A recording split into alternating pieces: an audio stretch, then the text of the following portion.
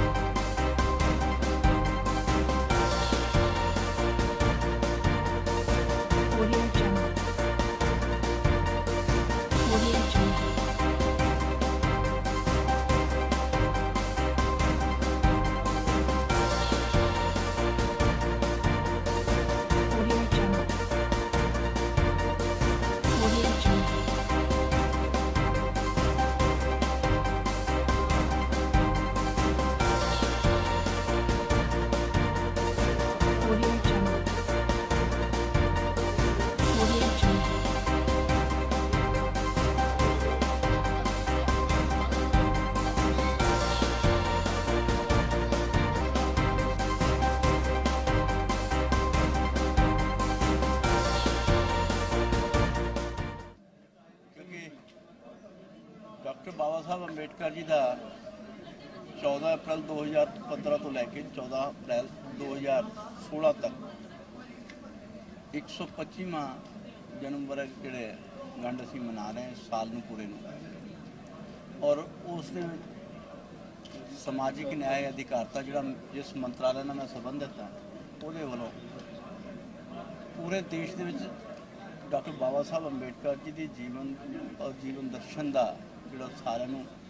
जागरूक करने के लिए नेहरू युवा केंद्र में एक जिम्मेवारी थापी गई है और वो तहत ही अज जो अज का एक कार्यक्रम तुम देखिए। सो मेरे आने का मकसद है अज का और डॉक्टर बाबा साहब अंबेडकर जी ने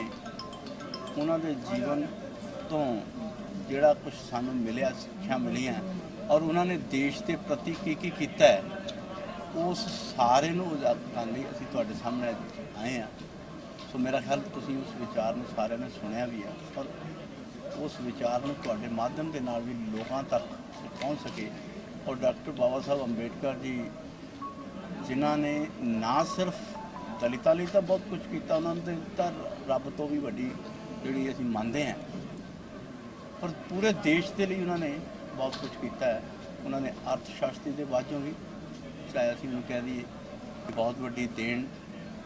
अज जे असीं रिजर्व बैंक का स्वरूप देख रहे हैं तो वो डॉक्टर बाबा साहब अंबेडकर जी की देन है। इस देश में नैशनल ग्रिड स्थापित करने विच बाबा साहब अंबेडकर जी की देन है और उसका ही रिजल्ट जोड़ा भाखड़ा डैम और दमोदर जोड़ा डैम जोड़े दो उन्होंने सोच के आधारित ही ये बने से। इस तो इलावा भी उन्होंने समाज के हर खेत्र के चाहे महिलावां के लिए हो चाहे उन्होंने किसानी के इरीगेशन नदियों को जोड़न के लिए और ऐसा जोड़ा कि उन्होंने जीवन का आधार देते प्रकाश पाता है जो कार्यक्रम ये असीं कर रहे हैं। इस तो इलावा बहुत कुछ एक सर मेरा सवाल है जी जो पंजाब के समेत बाकी स्टेटों में भी दलितों के अत्याचार ਵਧੇ ने तो तुसीं शताब्दी मना रहे जी एक बाबा साहब अंबेडकर की तो यह दस दीजिए दस सकते तुसीं भी हुण क्यों ज़्यादा हो रहे हैं हमले जो ऐसा मैं कह सकता कि अत्याचार पहला नहीं सी हुंदे ऐसा भी नहीं हुण नहीं हुंदे ऐसा भी नहीं हुण वध गया ऐसा भी नहीं पर यह कह सकता कि तुहाडा मीडिया का रोल हुण बड़ा इस मामले दे विच पॉजिटिव रोल है और वो छेती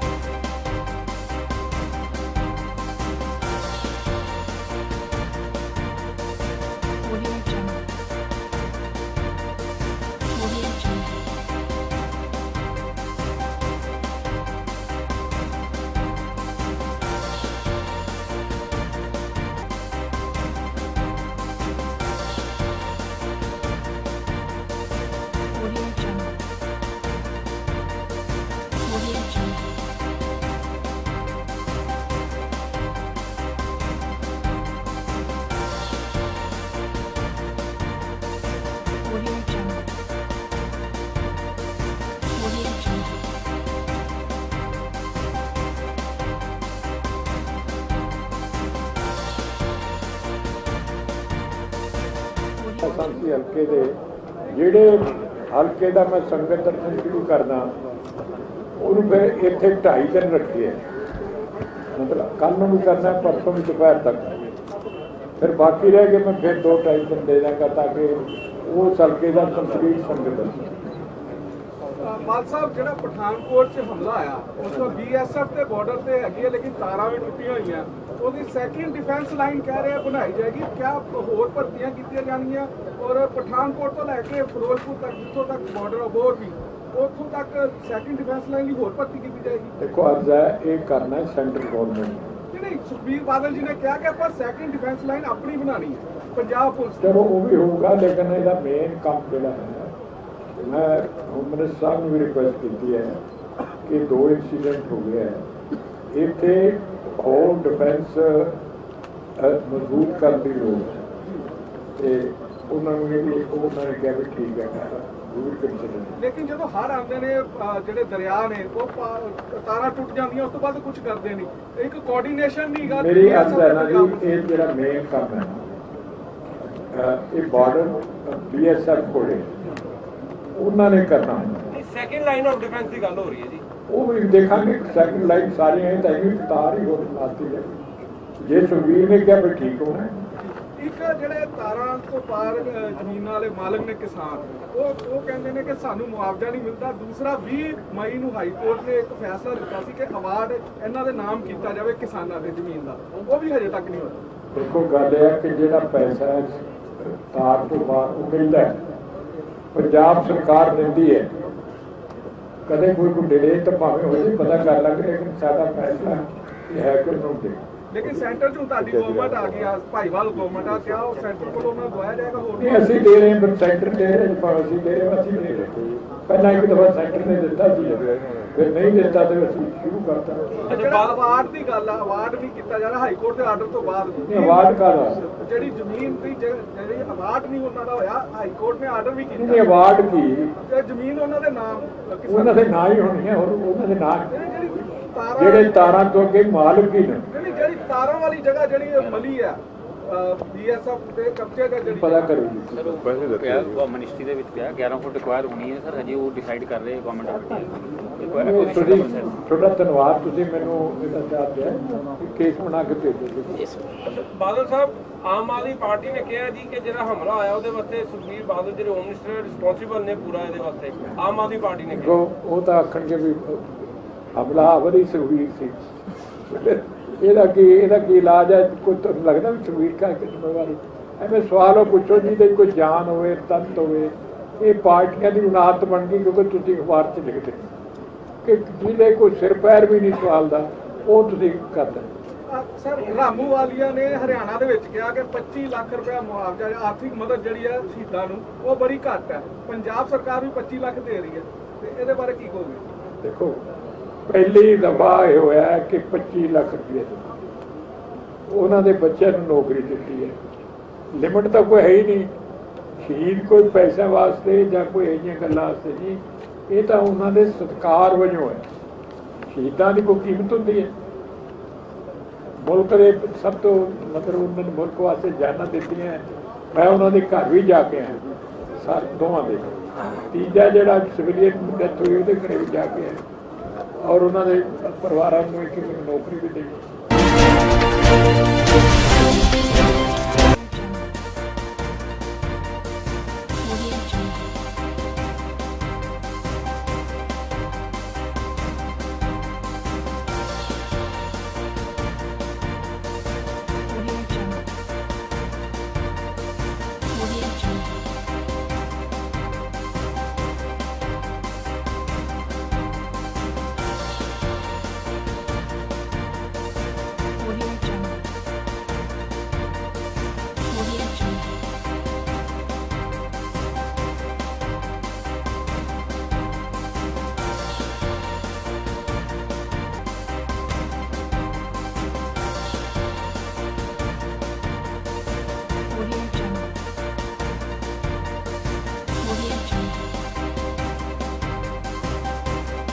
ਪਾਕਿਸਤਾਨ ਨੇ ਸਾਡੇ ਪੰਜਾਬ ਪ੍ਰਾਂਤ ਦੇ ਪਠਾਨਕੋਟ ਜ਼ਿਲ੍ਹੇ ਦੇ 에ਅਰਫੋਰਸ ਦੇ ਉੱਤੇ ਹਮਲਾ ਕੀਤਾ ਜਿਸ ਦੇ ਰੋਸ ਰੂਪ ਅੱਜ ਅਸੀਂ ਬੱਸ ਰੋਕਣ ਆਏ ਸਾਂ ਲੇਕਿਨ ਕੇਂਦਰ ਸਰਕਾਰ ਦੀ ਤੇ ਪੰਜਾਬ ਸਰਕਾਰ ਦੀ ਸ਼ਹਿ ਤੇ ਸਾਨੂੰ ਪੁਲਿਸ ਨੇ ਇੱਥੇ ਰੋਕ ਲਿਆ 2013 ਵਿੱਚ ਵੀ ਅਸੀਂ ਸਰਕਾਰ ਨੂੰ ਚੇਤਾਵਨੀ ਦਿੱਤੀ ਸੀ ਕਿ ਪਾਕਿਸਤਾਨ ਦੇ ਨਾਲ ਕੋਈ ਵਪਾਰਿਕ ਜਾਂ ਦੋਸਤਾਨਾ ਸੰਬੰਧ ਨਾ ਰੱਖੇ ਜਾਣ ਲੇਕਿਨ ਸਾਡੀ ਚੇਤਾਵਨੀ ਨੂੰ ਸੈਂਟਰ ਸਰਕਾਰ ਨੇ ਸੀਰੀਅਸ ਨਹੀਂ ਲਿਆ ਤੇ ਉਸ ਵੇਲੇ ਬੀਜੇਪੀ ਸਰਕਾਰ ਕਹਿੰਦੀ ਸੀ ਕਿ ਕਾਂਗਰਸ ਸਰਕਾਰ ਦੀਆਂ ਨੀਤੀਆਂ ਦੇ ਕਾਰਨ ਇਹ ਸਾਰਾ ਜੋ ਵੀ ਹੋ ਰਿਹਾ ਪਾਕਿਸਤਾਨ ਜੋ ਵੀ ਕਰ ਰਿਹਾ ਇਹ ਕੇਂਦਰ ਸਰਕਾਰ ਕਾਂਗਰਸ ਸਰਕਾਰ ਦੀ ਗੈਰ ਜਮਾਨਾ ਨੀਤੀਆਂ ਦੇ ਨਾਲ ਹੋ ਰਿਹਾ ਹੈ। ਹੁਣ ਮੈਂ ਪੁੱਛਣਾ ਚਾਹੁੰਦਾ ਵਾਜਪਾਈ ਆਪਣੇ ਪ੍ਰਧਾਨ ਮੰਤਰੀ ਜੀ ਨੂੰ, ਹੁਣ ਤੇ ਮੋਦੀ ਦੀ ਭਾਜਪਾ ਦੀ ਸਰਕਾਰ ਹੈ। आज अमृतसर में राष्ट्रवादी हिंदू शिव सैनिकों द्वारा दिल्ली लाहौर बस उसको रोकने के लिए यत्न किया जा रहा था और विरोध प्रदर्शन किया जा रहा था, जिसके चलते हमने इनको प्रिवेंटिव एक्शन लेते हुए इनको गिरफ्तार कर लिया। सर, इनकी मांग क्या थी? ये विरोध प्रदर्शन कर रहे हैं कि जो पठानकोट में हमला हुआ है उसके मद्देनज़र ये पाकिस्तान के प्रति अपना रोष प्रकट कर रहे हैं।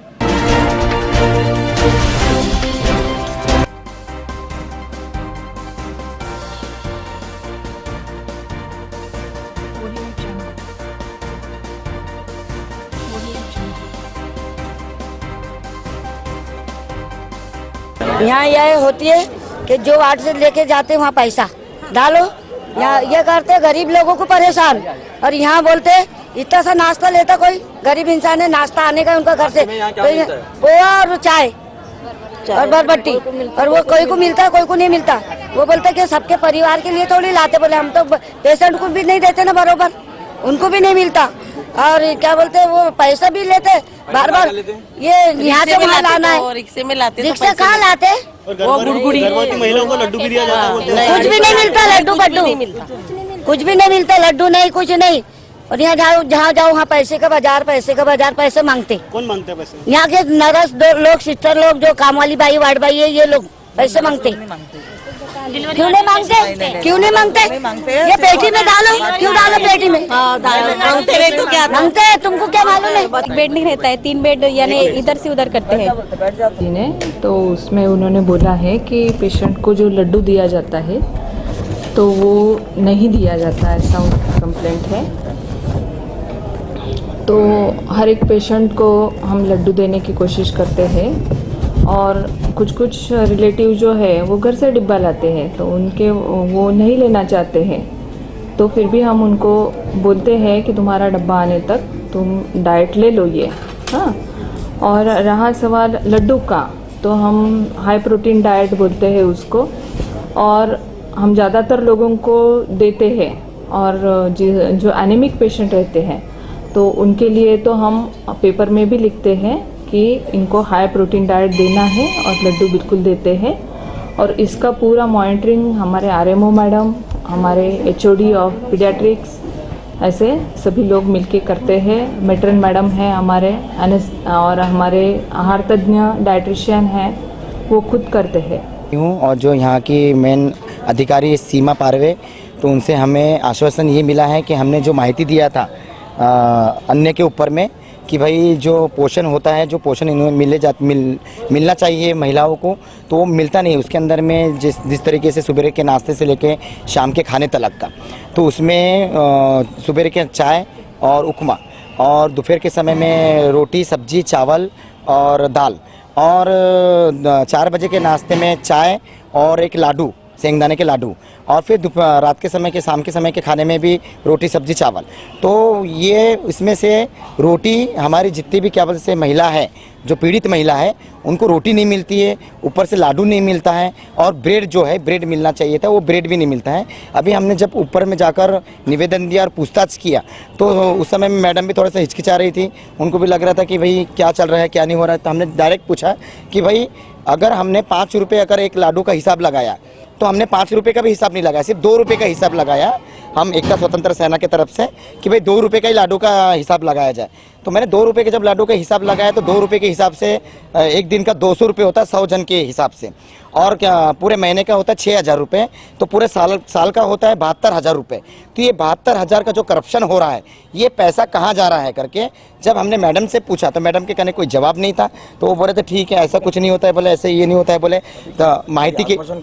अभी आश्वासन दिया है कि भाई 7 दिन के अंदर में अंतर्गत के अंदर में हम आपको पूरा माहिती देंगे करके। हमने बोला अगर माहिती नहीं दिया और ये जो पैसा का जो गबन हो चुके हैं, काला धन के अंदर में घुस चुका है और क्या बोलते हैं भ्रष्टाचार घुसखोरी चल रही है जो ये दवाखाने के अंदर में, डागा दवाखाने के अंदर में, इसका हमें 7 दिन के अंदर में निर्णय चाहिए, नहीं तो हम बहुत बड़ा यहाँ पे धरना आंदोलन और बहुत बड़ा प्रदर्शन करेंगे।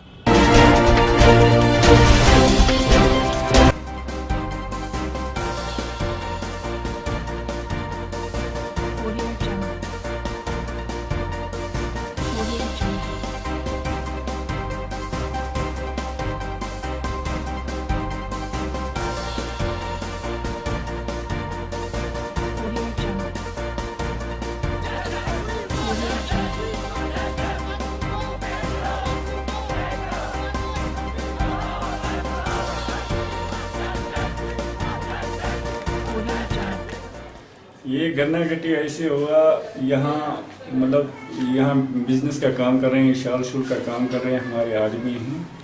इस कमरे में 10 आदमी हैं, एक कमरे में 6 है, दूसरे में 4 है। तो ये डेरे पर रहता है। सवेरे आदमी निकलते हैं 8 बजे और शाम के 8 बजे वापस आते हैं। ये बच्चा पढ़ते हैं इधर और शाम को 5:30 बजे ट्यूशन पर जाता है। अच्छा, दिन के 11 बजे से मामला शुरू हुआ है 3 बजे तक। 4 बजे इसका बाप आ गया और बाप जब इधर यहाँ पहुँच गया तो फिर बाप ने देखा यहाँ कि इसने बात किया, इधर आवाज़ मारी और इरशाद कहाँ है, और ऊपर चढ़ा, कोठी पे चढ़ा है, इरशाद कहीं नहीं था। और सुना बाजार मत गया तो मिला, किसी का मालूम नहीं है किसने किया है। कोई ऐसी दुश्मनी वगैरह तो नहीं थी किसी से? नहीं, किसी के साथ दुश्मनी नहीं थी। हाँ। अब ये है, हमारे पास पैसा होता है, 1-1.5 महीना हो गया, एक महीना 4 रोज हो गया यहाँ, हमारे पास पैसा होता है, तो इसी के कारण ये लोग आ रहे हैं यहाँ और हमारे बच्चे को मार डाला है। कौन हो सकते हैं ये लोग? तो ये पता नहीं है कौन हो सकते हैं। नशे वाले लोग हैं जो यहाँ मतलब नशा करते हैं, पता नहीं। दिन के 11 बजे आ रहे हैं। पुलिस कार्रवाई कर रही है? पुलिस कार्रवाई कर रही है, पुलिस अभी इन्वेस्टिगेशन कर रही है, अभी नाम लिखे हैं, पुलिस इन्वेस्टिगेशन कर रही है। आप खुश है पुलिस की कार्रवाई से? हम पुलिस हम अभी हम सोच रहे हैं, हम तो सब खुश हैं कि जब इसका कारण, इसका मतलब मामला, जब इसका कातिल पकड़ा जाएगा, कातिल को वसूल किया जाएगा। ये इरशाद 11 साल का बच्चा था जी, इसका कल मर्डर हो गया था। इस संबंध में हमने 302 IPC के तहत केस रजिस्टर कर दिया। इसकी इन्वेस्टिगेशन चल रही है, अभी पूछगिछ कर रहे हैं, अभी ट्रेस नहीं हुआ, इसको जल्दी ट्रेस कर दिया जाए। बच्चे की लाश का पोस्टमार्टम करवा कर बच्चे की लाश उसके परिवार के हैंड ओवर कर दी हमने, वो उसको J&K के लेकर करेगा। क्या पुलिस को लग रहा है कि जो ट्रेसिंग का मामला है कि जल्दी सुलझ जाएगा? या जल्दी ट्रेस हो जाएगा, मर्डर है, जल्दी ट्रेस करेंगे इसको।